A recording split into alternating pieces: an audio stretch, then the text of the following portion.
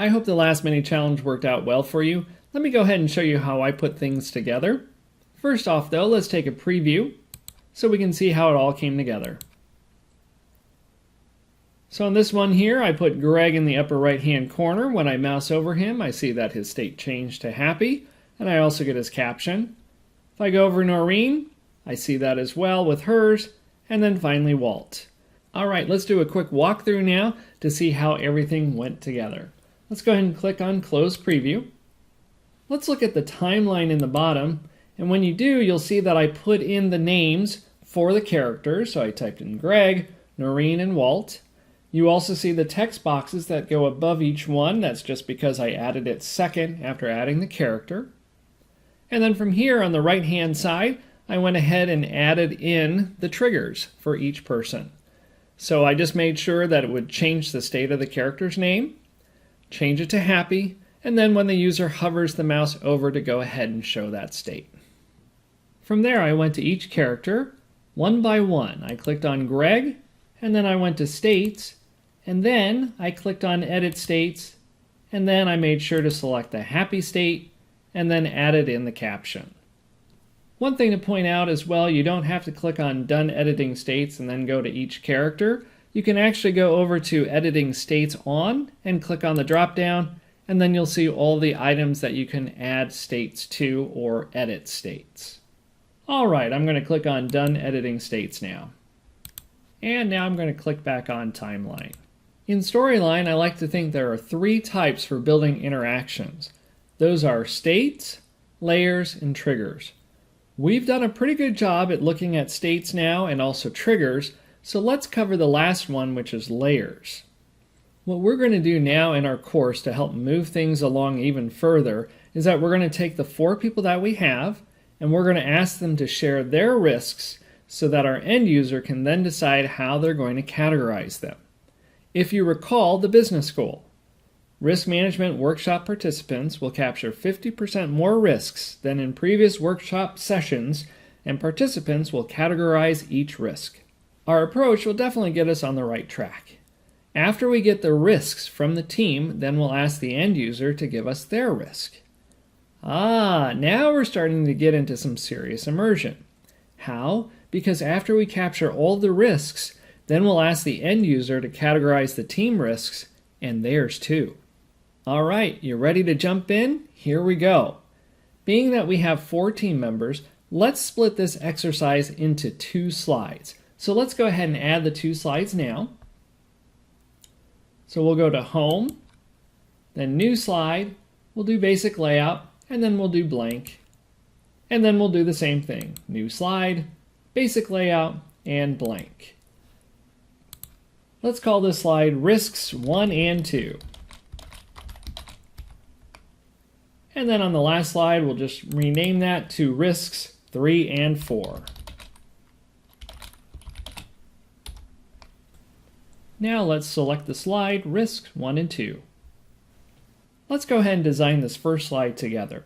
We're going to start by placing a rectangle that covers just about half the screen. So I'll go up to Insert, Shape, Rectangle. Then I'll go ahead and draw that on there. If you have the guides turned on, it sure makes that a lot easier. And with that rectangle in place, let's go ahead and add a character on the left. And then we'll add a text box and put in the risk that they want to share with us.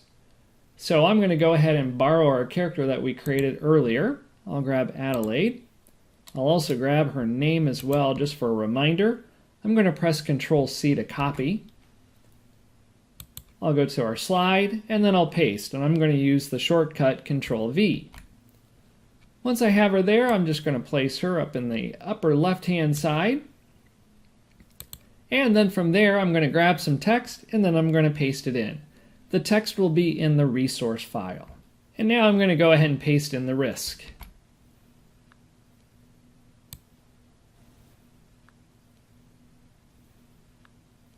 And let's do this. Let's split this up just a little bit here, just by dragging it out. That looks better. And I think I'm going to go ahead and make that white so it just stands out. There we go. With the top of the slide laid out, we're going to do that for the bottom as well, but we're going to do it on another layer. By using layers, we can decide when we want to show something, or, as what we're going to do in this case, we're going to let the user decide when they want to show something. So, in the bottom corner, we're going to find the button that allows us to create a new layer. And then let's do this. Let's go ahead and change this layer name to Greg. So I'm going to double click and then type in Greg's name. And then I'll press enter to make it stick. Now that we have this set up, let's go ahead and put in Greg's information. So I'm going to come over here and I'm going to grab Greg. And I'll do the same with his name. We'll press Control C to copy. Go back to our slide. Then we're going to paste it in. And let's put Greg here in the bottom. And just for some visual variety, let's put him on the right-hand side. And then we're going to go ahead and put in his text for his risk. I'm going to go ahead and paste his text in. And there we go. And we'll do something similar before. Let's actually slide this over to our left just a little bit. You might have noticed this while I was creating this slide, that the top part is in this gray color. It's like faded out. And the reason why is because Storyline tries to help you out in your design so you can see what's on each layer. So if you take a look at the very bottom, it says Risk 1 and 2 and Base Layer. If you click on the eyeball for that, it'll actually hide it completely. If you click on it again, hey, pretty nice, it just changes it so that way you can see it. If you want to see all of it, there's the option to uncheck dim. And by unchecking that, now it looks like you're just on that base layer. So I'll let you play around with that. There are plenty of times when you need to adjust those to make it easier in designing your slide. Well, tell you what, let's do this. Let's go ahead and take a look at the slide now and see how the end user will see it. We'll go up to Preview and we'll choose this slide. And hey, pretty nice, there's our top. So we can see Adelaide's information and I don't see Greg's information. Well, maybe I have to click on the next button. And it says the slide target of this link is not available in this preview. Oh, interesting. Okay, probably because there's nothing there. So we're going to have to fix that. Let's click on Close Preview. Thinking out loud, we need to decide if we as the developer are going to show the layer ourselves or let the user decide. I vote to let the user decide for this example. In our next video, we're going to add a button to give control to our end user.